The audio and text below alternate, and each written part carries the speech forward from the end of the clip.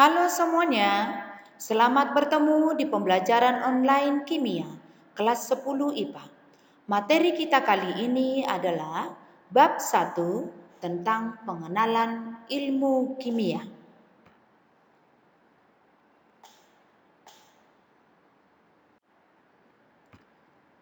Kompetensi inti yang akan kita bahas pada saat ini adalah yang pertama, menyadari adanya keteraturan struktur partikel materi sebagai wujud kebesaran kepada Tuhan Yang Maha Esa dan pengetahuan tentang struktur partikel materi sebagai hasil pemikiran kreatif manusia yang kebenarannya bersifat tentatif. Yang kedua, memahami hakikat ilmu kimia, metode ilmiah, dan keselamatan kerja di laboratorium, serta peran kimia dalam kehidupan sehari-hari.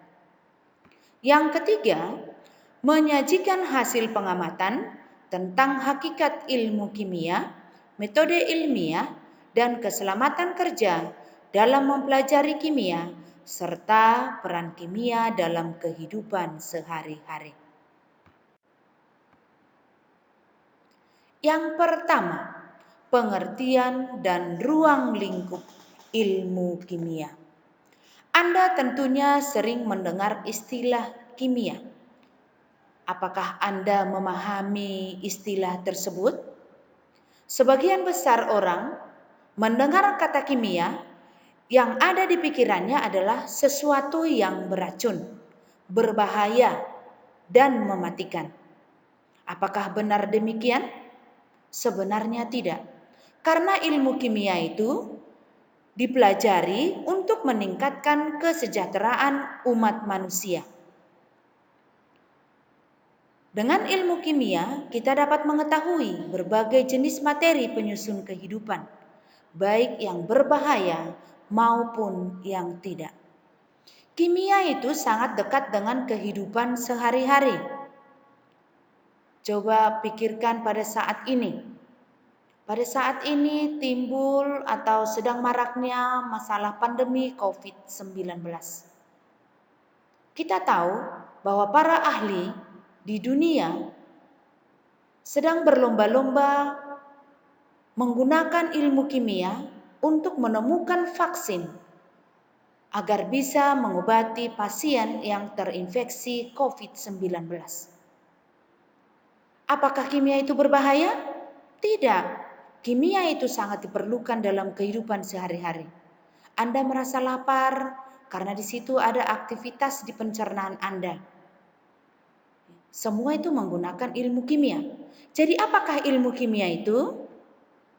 Ilmu kimia adalah ilmu yang mempelajari tentang susunan materi, struktur materi, sifat materi, perubahan materi, dan energi yang menyertai perubahan tersebut. Susunan materi. Susunan materi itu merupakan komponen penyusun serta perbandingan komponen-komponen tersebut. Tentu Anda sudah tahu bahwa air itu memiliki rumus kimia H2O. Berarti air tersusun atas atom hidrogen dan atom oksigen. Di mana di dalam pembentukan satu molekul H2O, atom hidrogen dan atom oksigen memiliki perbandingan tertentu. Nanti materi ini akan kita bahas lagi di semester genap kelas 10. Ya, jadi susunan materi itu sama seperti rumus kimia. Struktur materi. Nah, tadi kalau di dalam H2O terbentuk antara unsur hidrogen dan oksigen, di dalam struktur materi ini kita pelajari tentang bagaimana atom-atom tersebut berikatan. Karena struktur materi ini akan mempengaruhi sifat materi. Sifat materi itu bisa berupa sifat fisik dan sifat kimia. Perubahan materi. Di SMP kalian sudah belajar mengenai perubahan materi. Perubahan materi itu ada dua, ada perubahan fisika dan ada perubahan kimia. Dan juga mempelajari tentang energi. Setiap materi pasti memiliki energi.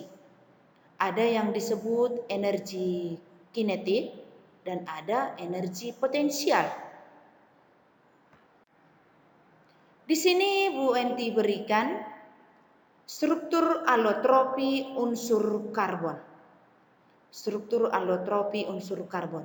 Unsur karbon itu memiliki lambang unsur C, di mana unsur karbon memiliki 3 bentuk berdasarkan strukturnya. Ada yang disebut intan, gambar yang paling atas. Perhatikan kedua larutan berikut. Di sini pada gambar 1 ini adalah etanol. Gambar 2 ini adalah air. Secara kasat mata, kalau kalian disuguhi 2 larutan ini, misalkan ditaruh di dalam wadah gelas, apakah kalian secara kasat mata bisa membedakannya? Karena secara fisik, kedua larutan ini, etanol dan air, memiliki sifat fisik yang sama, yaitu sama-sama berwarna bening. Tapi kalian tidak bisa membedakannya secara kasat mata, karena dia memiliki sifat fisik yang sama. Tapi etanol dan air memiliki sifat kimia yang berbeda. Etanol itu mudah menguap, sedangkan air tidak. Etanol itu mudah terbakar, sedangkan air justru mematikan api. Kenapa bisa demikian?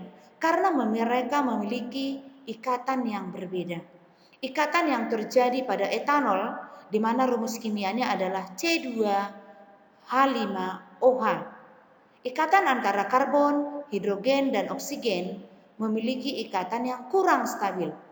Sedangkan di dalam air, dengan rumus kimia H2O, ikatan antara H dan O memiliki ikatan yang lebih stabil, sehingga dia memiliki sifat kimia yang berbeda.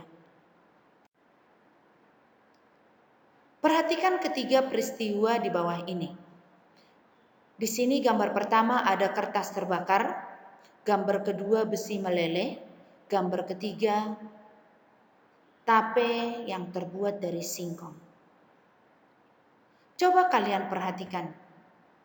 Setelah kertas dibakar, apakah dia menghasilkan sesuatu yang baru? Gambar kedua, besi meleleh. Besi meleleh sebelum dan sesudah dilelehkan, dia memiliki sifat yang sama, hanya wujudnya yang berbeda. Sedangkan di gambar ketiga, singkong menjadi tape. Dalam proses pembuatan singkong, ada penambahan ragi. Di sini terjadi reaksi kimia. Pada gambar 1 juga pada kertas terbakar terjadi reaksi kimia. Sehingga dihasilkan zat baru yang sifatnya tentu berbeda dengan zat asal. Jadi perubahan apakah yang terjadi peristiwa di atas? Apakah perubahan kimia atau perubahan fisika? Pada gambar 1 kertas terbakar dan gambar 3 pembuatan tape dari singkong itu merupakan perubahan kimia. Karena di sini di dalam kertas terbakar dan pembuatan tape dari singkong terbentuk zat baru yang tentunya sifatnya berbeda dari zat asal dan terjadi reaksi kimia. Sedangkan pada gambar 2 pada besi meleleh merupakan perubahan fisika. Karena pada perubahan ini, pada melelehkan besi, hanya terjadi perubahan wujud.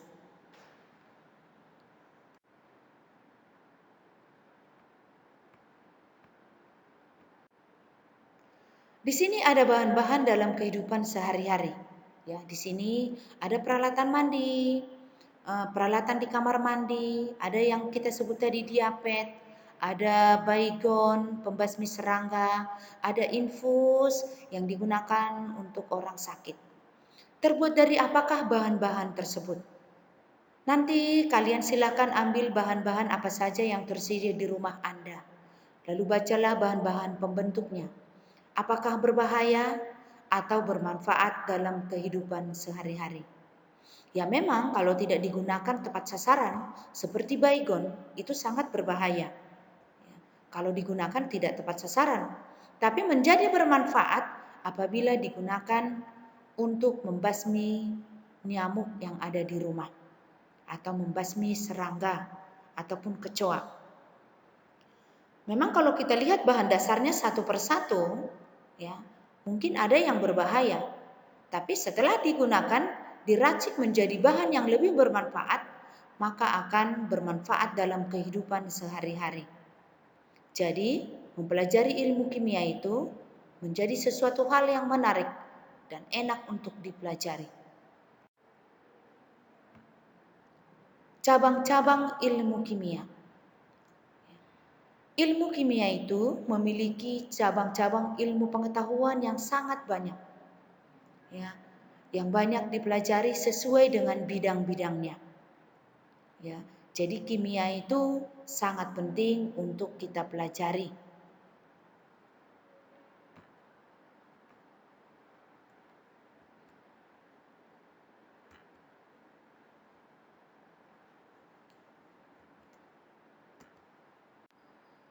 Oke. Peran ilmu kimia dalam perkembangan ilmu lain. Jadi kimia itu merupakan pusat dari ilmu pengetahuan. Dengan adanya ilmu kimia dapat mengembangkan berbagai profesi di bidang pertanian, di bidang kedokteran, di bidang farmasi, di bidang biokimia, di bidang geologi, di bidang teknik, di bidang fisika, dan bahkan di bidang ilmu hukum. Coba bayangkan kalau ada suatu tindak kejahatan. Misalnya ada masalah pembunuhan. Bagaimana para ahli hukum bisa membuktikan pelaku orang tersebut? Dengan adanya ilmu kimia, maka bisa ditemukan melalui sidik jari. Ya, melalui sidik jari dari para pelaku. Atau melalui misalkan ada kecelakaan. Untuk mengetahui bahwa orang tersebut merupakan kerabat dari orang tertentu, maka bisa dilakukan dengan uji genetik, yaitu uji DNA. Jadi di bidang ilmu hukum, kimia itu sangat berperan. Ya. Begitu juga di bidang ilmu-ilmu lain. Jadi tugas kalian adalah sebutkanlah peranan ilmu kimia dalam bidang ilmu lain. Tadi Bu Ente sudah berikan contoh di bidang ilmu hukum, bahwa kimia itu berperan dalam penelitian tentang sidik jari maupun tes DNA. Selanjutnya adalah metode ilmiah. Apa itu metode ilmiah? Metode ilmiah itu merupakan suatu metode yang dilakukan oleh para ilmuwan untuk melakukan langkah-langkah pengumpulan data dalam menjawab pertanyaan untuk memecahkan suatu masalah. Dalam melakukan metode ilmiah, ada beberapa tahapan-tahapan yang dilakukan oleh para ahli.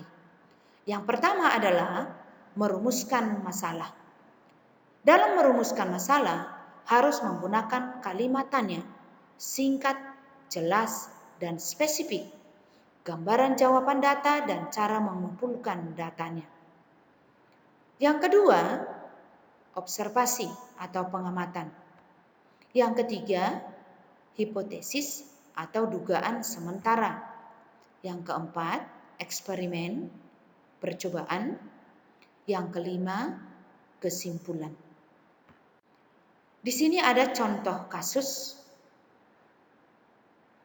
Pada tahun 1958, mungkin kalian sudah pernah mendengar kasus ini, yaitu adanya masalah wabah penyakit di kota Minamata, Jepang, di mana ratusan orang meninggal akibat penyakit yang aneh dengan gejala kelumpuhan saraf. Mengetahui hal tersebut, para ahli kesehatan menemukan masalah yang harus segera diamati, dicari penyebabnya. Melalui pengamatan yang didalami dari data sosial budaya atau kebiasaan pola makan dan data klinis dapat ditarik suatu hipotesis atau dugaan bahwa penyakit Minamata disebabkan oleh logam berat atau air raksa. Untuk membuktikan benar atau tidaknya dugaan tersebut, maka dilakukanlah eksperimen. Setelah dilakukan eksperimen, maka diperolehlah data yang selanjutnya data tersebut dianalisis dan diolah. Setelah data dianalisis, maka diperolehlah kesimpulan bahwa air laut dan ikan-ikan di Teluk Minamata banyak mengandung logam berat. Demikian juga orang-orang yang terkena penyakit aneh tersebut. Semuanya mempunyai kadar air raksa yang tinggi di dalam tubuhnya. Kemudian disusunlah suatu teori bahwa penyakit tersebut diakibatkan oleh keracunan logam merkuri akibat adanya ikan yang mengandung merkuri. Dari mana merkuri yang ada di dalam ikan tersebut? Sumber merkuri itu adalah dari industri-industri yang ada di Jepang, yang ada di Minamata, di mana mereka membuang limbah langsung ke laut. Sehingga ikan-ikan yang ada di laut menjadi terkontaminasi karena ikan itu hidup di perairan dan mereka mengkonsumsi melalui rantai-rantai makanan logam merkuri sampailah ke tubuh ikan. Dan ikan itu dikonsumsi manusia sehingga mengakibatkan kelumpuhan syaraf. Maka itulah pentingnya menjaga lingkungan dengan baik. Membuang limbah ke perairan harus diolah lebih dahulu supaya terbebas dari logam-logam berbahaya. Sikap ilmiah peneliti. Seorang peneliti harus memiliki sifat atau sikap yang jujur dan tekun. Sikap yang jujur dan tekun. Dalam melakukan penelitian, mungkin apa yang didapat dari penelitian itu tidak sesuai dengan apa yang diharapkan. Tapi seorang peneliti harus jujur. Ya, harus jujur. Harus memberikan penelitian tersebut, tidak boleh merekayasa sesuai dengan apa yang didapat dari penelitian. Yang kedua, harus dapat membedakan fakta dan opini. Jadi penelitian itu harus berdasarkan fakta yang didapat di lapangan. Tidak boleh kata orang, kata si A, kata si B yang belum tentu kebenarannya. Jadi tidak boleh beropini. Berani dan santun. Dalam melakukan suatu penelitian harus memiliki sifat berani dan harus santun dalam mempublikasikan penelitian tersebut. Kemudian rasa ingin tahu yang besar. Ya, seorang peneliti ya memang harus rasa ingin tahu yang besar. Ya, kenapa itu bisa terjadi? Apa yang harus dilakukan? Ya, jadi harus berani dan memiliki rasa ingin tahu yang besar. Kemudian peduli terhadap lingkungan. Ya, dalam melakukan penelitian tidak boleh merusak lingkungan. Berpendapat ilmiah dan kritis. Terbuka terhadap usulan orang lain. Ya, jadi tidak boleh hanya mementingkan pendapat sendiri, harus mau menerima pendapat orang lain. Dan harus objektif. Dan yang lebih penting lagi sebenarnya, ya, harus memiliki rasa percaya diri yang tinggi. Ya, harus percaya diri. Teliti, cermat, dan akurat. Ini wajib, harus teliti. Eksperimen dalam kimia. Dalam eksperimen dalam kimia, tentunya kita membutuhkan alat-alat dan bahan kimia. Ya, di sini ada gambar berupa gelas kimia, lampu ukur, jangka sorong, rak tabung, dan berbagai alat yang lain. Mungkin kalian waktu SMP sudah pernah masuk laboratorium dan kalian sudah menggunakan beberapa alat ini. Nah, tugas kalian adalah sebutkanlah nama alat dan fungsi alat-alat tersebut. Misalkan di situ ada rak tabung. Ya, ada rak tabung. Apa fungsinya? Tentu rak tabung ini tempat untuk menaruh tabung reaksi. Di situ ada lagi gambar gelas kimia, apa manfaatnya, apa fungsinya. Ada labu ukur, apa fungsinya. Jadi nanti coba kalian cari nama alat dan fungsi alat-alat tersebut. Selanjutnya, ada simbol bahan kimia. Kalau kalian pernah masuk laboratorium, kalian melihat wadah penyimpanan bahan-bahan kimia di laboratorium, ada simbol-simbol ini. Ada yang eksplosif, oksidasi, korosif, ada yang toksik, ada yang iritasi. Ya. Yang pertama itu ada eksplosif, ya, yang paling yang paling kiri atas. Eksplosif ini berarti dia mudah meledak. Ya. Bagaimana cara penanganannya kalau dia mudah meledak? Berarti ini tidak boleh didekatkan dengan loncatan api. Ya, tidak boleh kena benturan. Itu cara penanganannya. Apa contoh bahan kimianya? Ya misalkan etanol, aseton. Nah, tugas kalian untuk simbol-simbol yang lain, jelaskanlah makna simbol-simbol tersebut, cara penanganannya, dan contoh bahan kimia dengan simbol tersebut. Persiapan sebelum melakukan eksperimen. Mungkin di SMP kalian sudah pernah melakukan eksperimen. Sebelum kalian eksperimen, tentu kalian harus mengadakan persiapan berupa persiapan pembuatan laporan praktikum. Sebelum melakukan praktikum, ada baiknya kalian harus tahu variabel apa yang kalian gunakan. Yang pertama, ada variabel bebas atau manipulasi. Variabel bebas atau manipulasi ini merupakan variabel yang besarannya bisa diubah-ubah. Kemudian ada variabel tetap atau variabel kontrol, di mana variabel tetap itu nilainya dibuat tetap, tidak boleh diubah-ubah. Variabel terikat atau variabel respon. Variabel terikat ini variabel yang dapat diamati dan dapat diukur akibat variabel bebas. Jadi pengukuran itu bisa merupakan pengukuran massa, berarti kalian bisa menimbang, bisa merupakan pengukuran volume, mungkin menggunakan gelas ukur, pengukuran suhu, berarti kalian menggunakan termometer, dan pengukuran waktu, berarti kalian menggunakan stopwatch. Di sini saya buat suatu kasus. Mungkin ini kalian sudah biasa lakukan dalam kehidupan sehari-hari. Yaitu dipanaskan 1 liter air masing-masing dengan menggunakan api kecil dan api besar. Tentukanlah variabel bebas, variabel terikat, dan variabel kontrol. Variabel bebas itu tadi adalah perbuatan atau perlakuan yang sengaja dibuat berbeda atau berubah. Perlakuan yang dibuat berbeda atau berubah itu adalah yaitu menggunakan api kecil dan api besar. Maka variabel bebasnya adalah api. Sedangkan variabel kontrolnya adalah atau variabel tetapnya sengaja dibuat tetap, tidak diubah. Berarti di situ adalah volume air, di mana volume air digunakan sama-sama 1 liter. Dan variabel terikat adalah variabel yang kita amati.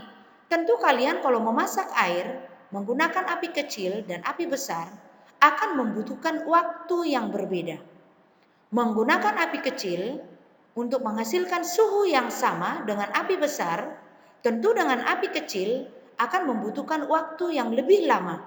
Sedangkan api besar menggunakan waktu yang lebih singkat. Jadi variabel terikatnya adalah lama atau waktu pemanasan. Susunan peralatan.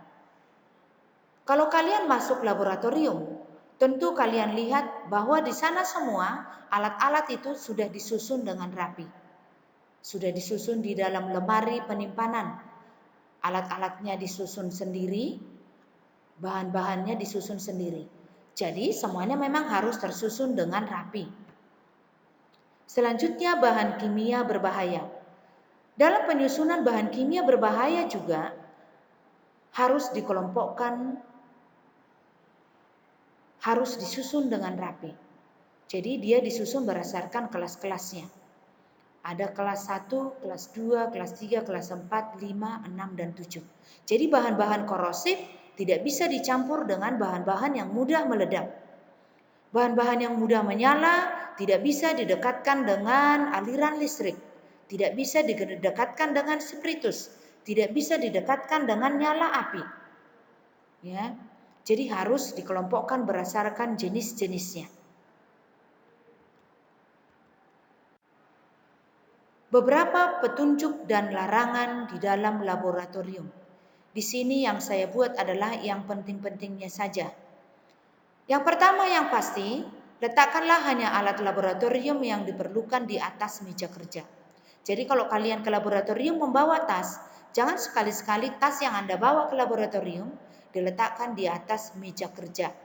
Letakkanlah di tempat yang telah disediakan. Pergunakanlah kacamata pengaman. Tujuannya apa? Apabila terjadi percikan, maka tidak langsung mengenai mata Anda. Hati-hatilah memanaskan cairan. Untuk wanita yang memiliki rambut panjang, baiknya rambutnya diikat. Agar pada saat kita memanaskan suatu cairan, jangan salah bakar. Yang dibakar menjadi rambut Anda. Maka baiknya diikat. Jangan mengarahkan tabung yang dipanaskan ke arah orang lain. Karena pada saat kita memanaskan cairan, mungkin akan timbul uap. Ya, sehingga kalau diarahkan ke orang lain, takutnya uap tersebut akan dihirup orang tersebut. Jika mencium gas, kipaskanlah gas ke arah hidung dengan tangan. Jangan mencium tabung secara langsung, akan berbahaya. Jangan membuang zat di keranjang sampah, karena kemungkinan zat-zat yang Anda buang di keranjang sampah berbahaya. Ya, kalau dibuang ke keranjang sampah, nanti akan mencemari lingkungan. Maka buanglah zat sisa ke tempat yang telah disediakan. Dan jangan pernah juga mengembalikan zat sisa ke dalam stok atau ke dalam wadah yang disediakan di meja praktikum. Jangan makan dan minum di laboratorium. Jangan pernah membawa makanan dan minuman ke dalam laboratorium. Karena di dalam laboratorium itu banyak zat kimia yang mungkin ada uapnya. Jadi tidak boleh makan dan minum di laboratorium. Jangan pernah bergurau atau bermain di dalam laboratorium. Pada saat Anda bergurau atau bermain di laboratorium, takutnya Anda menyenggol suatu zat yang berbahaya. Kalau tersenggol, jatuh, tumpah, mengenai teman Anda, atau bahkan mengenai Anda, maka bisa berbahaya. Jadi jangan sekali-sekali di laboratorium bergurau atau bermain. Cara mencium gas. Ya. Mencium gas yang pertama ini tidak diperbolehkan mencium gas secara langsung. Maka yang diperkenankan itu adalah mengibaskan gas ke arah hidung. Ya. Jadi, misalkan kalau di rumah Anda kamu mencium gas, berarti kemungkinan itu ada kebocoran gas di dalam dapur. Maka yang Anda lakukan apa? Membuka jendela, membuka pintu agar terjadi sirkulasi udara. Jangan sesekali Anda ke dapur lalu menyalakan kompor atau menghidupkan stop kontak lampu di rumah Anda. Maka yang Anda lakukan adalah yang paling tepat, membuka jendela, membuka pintu selebar-lebarnya agar terjadi sirkulasi udara. Selanjutnya penggolongan materi. Apa itu materi? Materi adalah segala sesuatu yang memiliki massa dan menempati ruang. Mungkin di sekeliling Anda ada buku, ada pulpen, ada handphone, ada meja, ada kursi, ada baju. Itu semua tergolong materi. Materi itu secara garis besar kita bedakan dua. Ada zat tunggal, ada zat murni. Zat tunggal atau zat murni ya. Ada juga campuran. Zat tunggal atau zat murni ini dapat lagi dibagi dua, yaitu ada unsur dan ada senyawa. Dan campuran itu ada campuran yang homogen yang disebut larutan dan ada campuran yang heterogen yaitu suspensi dan koloid. Nah, tugas kalian, jelaskanlah pengertian masing-masing, pengertian unsur, senyawa, dan berikanlah contoh masing-masing. Di sini kita masuk ke unsur. Unsur itu merupakan suatu zat murni yang tidak dapat diuraikan menjadi zat lain dengan reaksi kimia biasa. Unsur itu secara garis besar dapat dibagi ada unsur logam dan ada unsur non-logam. Kalian bisa lihat tabel periodik yang kalian punya. Di mana unsur logam itu contohnya natrium, aluminium, besi, tembaga, emas. Dan non-logam itu karbon, oksigen, nitrogen, dan lain sebagainya.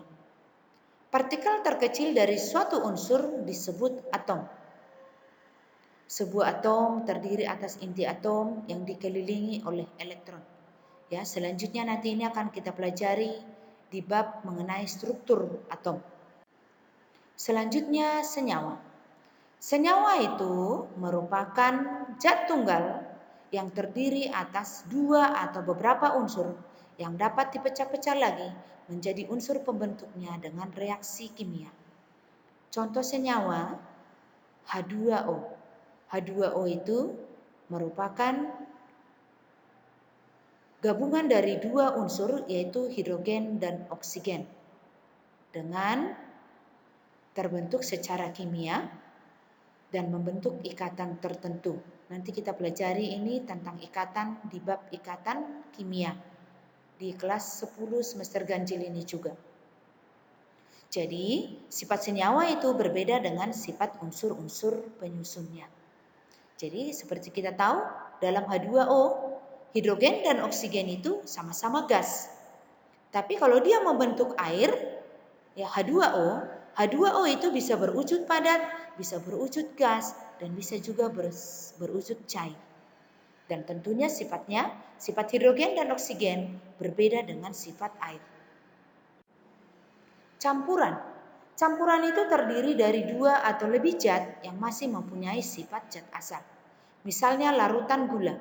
Kalau kalian mencampurkan gula dengan air, setelah gula melarut, maka sifat gula, yaitu rasa manis, masih ditemukan. Tingkat kemanisannya tergantung banyaknya gula yang kalian larutkan di dalam air. Ya. Campuran itu juga bisa berupa koloid dan suspensi. Suspensi itu merupakan campuran yang kasar dan tampak heterogen.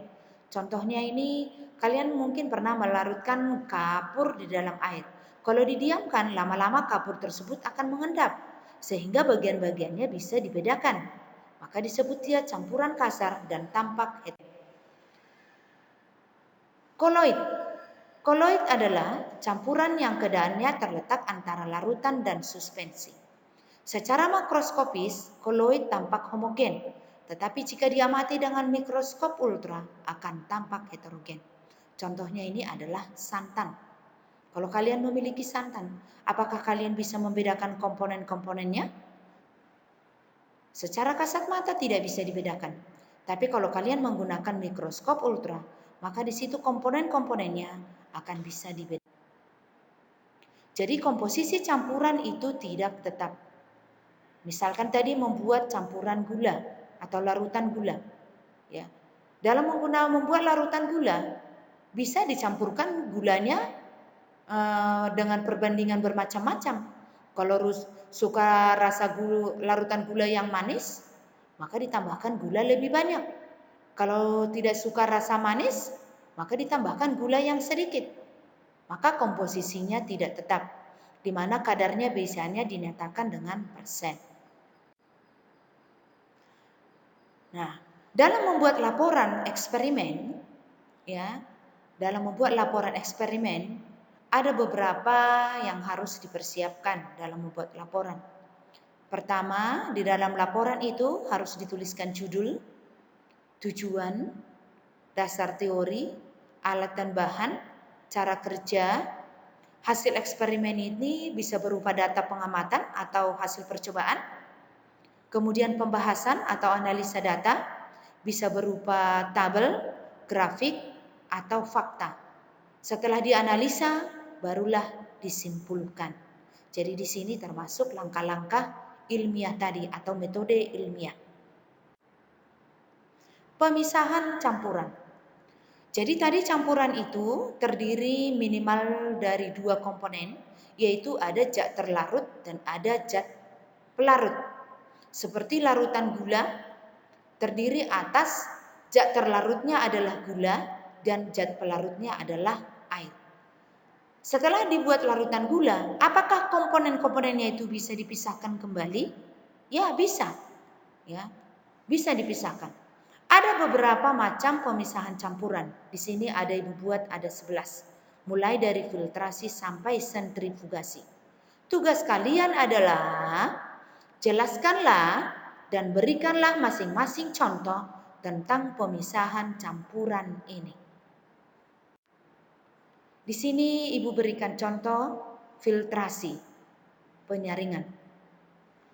Bagaimana sih prinsipnya dari filtrasi itu? Dalam melakukan filtrasi membutuhkan corong, ada kertas saring, dan ada tabung reaksi. Tapi tidak harus menggunakan tabung reaksi, bisa juga menggunakan gelas kimia atau Erlenmeyer. Di mana pada saat suatu zat kita pisahkan dengan filtrasi, berarti kita di sini harus memisahkan zat yang ukurannya berbeda. Maka yang bisa lewat melalui kertas saring itu adalah hanya zat yang ukuran partikelnya lebih kecil dari ukuran pori-pori kertas saring. Sedangkan yang ukurannya lebih besar akan tertinggal di kertas saring berupa residu. Misalnya kalau kalian pernah membuat jus jambu, ya. Kalau kalian buat jus jambu, maka di situ akan ada berupa ampas-ampasnya yang bisa kalian saring melalui saringan yang ada di rumah. Maka yang bisa turun ke bawah itu adalah berupa filtrat. Sedangkan yang tersisa di atas itu disebut residu atau mungkin kalian sebut namanya ampas. Jadi dalam penyaringan, ya, di dalam rumah misalnya penjernihan air, alat-alat yang digunakan ya bisa berupa kertas saring, corong. Ya, tapi kalau di dalam rumah untuk penjernihan air tidak mungkin menggunakan gelas kimia ya, terlalu kecil. Contoh sederhana lagi yang biasa kalian alami di rumah adalah pada saat kalian membuat santan. Ya, membuat santan. Maka yang kalian gunakan adalah saringan di rumah. Maka santannya itu disebut dia sebagai filtrat dan ampasnya ini adalah disebut residu. Atau mungkin pada saat kalian membuat teh manis dengan menggunakan bubuk teh yang harus disaring. Nah, nanti kalian buat untuk yang lain, ya misalnya sentrifugasi, konsepnya bagaimana, contohnya apa. Kemudian ada kristalisasi, ya dan seterusnya. Tadi ada 11, nanti kalian buat bagaimana konsepnya, ya. Kalian berikan contohnya. Sekian dulu pembelajaran kita hari ini mengenai pengenalan ilmu kimia. Nanti juga akan Ibu kirimkan UKBM, unit kegiatan belajar mandiri melalui grup WA. Sekian dan terima kasih. Sampai ketemu di pembelajaran berikutnya. Terima kasih.